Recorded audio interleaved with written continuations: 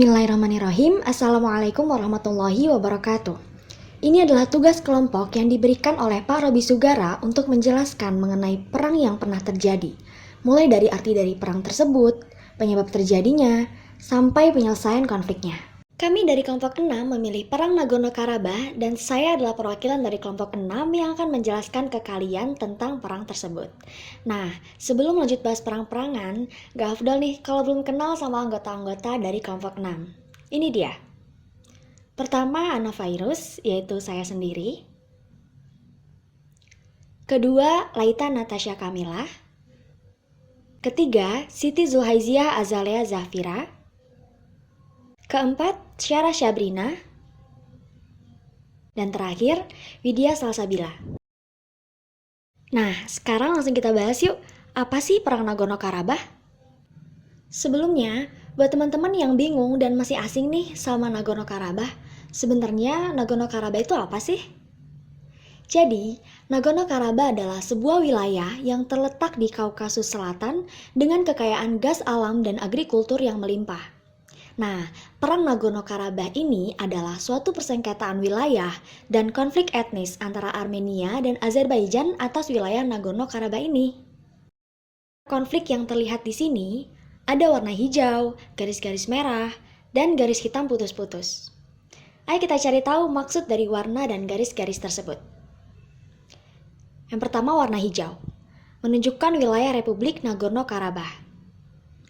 Yang kedua, garis-garis warna merah yang ada di sekitarnya merupakan daerah konflik antara Armenia dan Azerbaijan, di mana pada garis-garis merah tersebut, menurut perjanjian internasional merupakan wilayah Azerbaijan. Namun, secara administratif, kawasan seluas 12.000 km persegi itu dikendalikan oleh etnik Armenia dengan sokongan militer dan keuangan dari pemerintah Armenia. Lanjut yang terakhir, garis hitam putus-putus. Nah, garis ini menjelaskan tentang batas negara yang diakui secara internasional.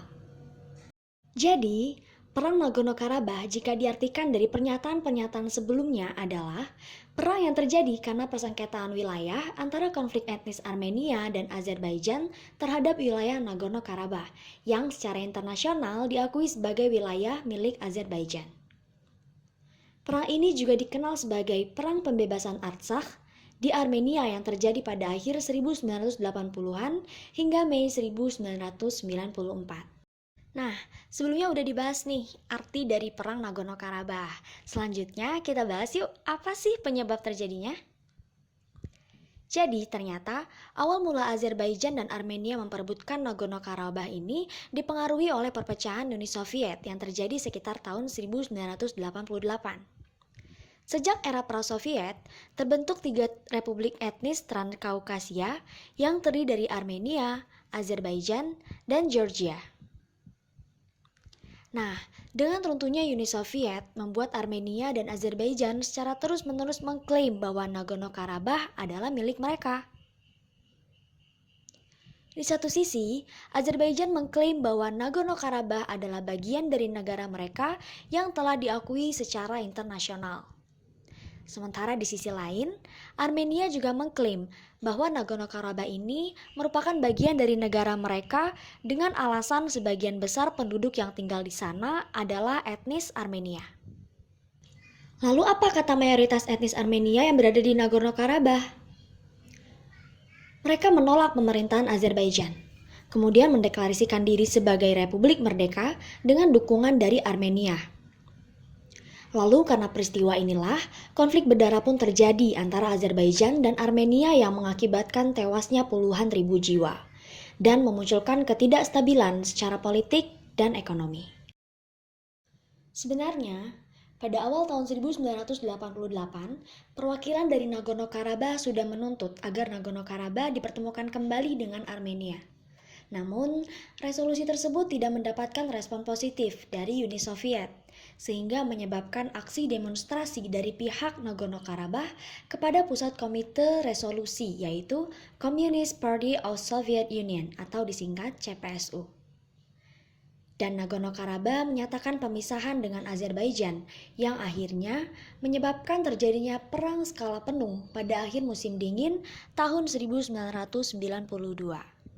Pada musim semi tahun 1993, pasukan Armenia merebut daerah-daerah di luar daerah kantong itu sendiri, yang mengancam keterlibatan negara-negara lain di wilayah tersebut. Lalu pada akhir perang tahun 1994, etnis Armenia menguasai sepenuhnya sebagian besar daerah kantong dan saat ini mengendalikan sekitar 9% dari wilayah Azerbaijan di luar daerah kantong. Hingga pada akhirnya terjadi sebuah perjanjian gencatan senjata yang ditengahi oleh Rusia dan ditandatangani pada Mei 1994. Sejak itu, pembicaraan damai yang dimediasi oleh kelompok Minsk-OSCE telah dilakukan oleh Armenia dan Azerbaijan. Namun, tampaknya konflik antara kedua negara tersebut terus berlangsung pada tahun-tahun berikutnya pasca gencatan senjata tahun 1994 itu. Konflik antara Armenia dan Azerbaijan ini menjadi konflik yang berkepanjangan karena pada September 2020 lalu, perang Nagorno-Karabakh kembali memuncak, mengakibatkan terjadinya perang total selama sekitar 6 pekan.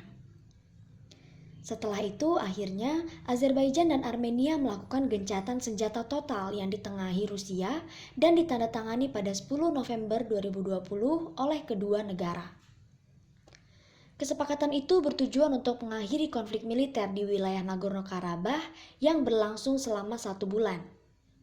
Dimenangkan oleh Azerbaijan karena telah berhasil merebut Shusha, yaitu kota penting di Nagorno-Karabakh. Kesimpulannya, dalam gencatan senjata pertama kemenangan berada di pihak Armenia yang berhasil menguasai wilayah Nagorno-Karabakh.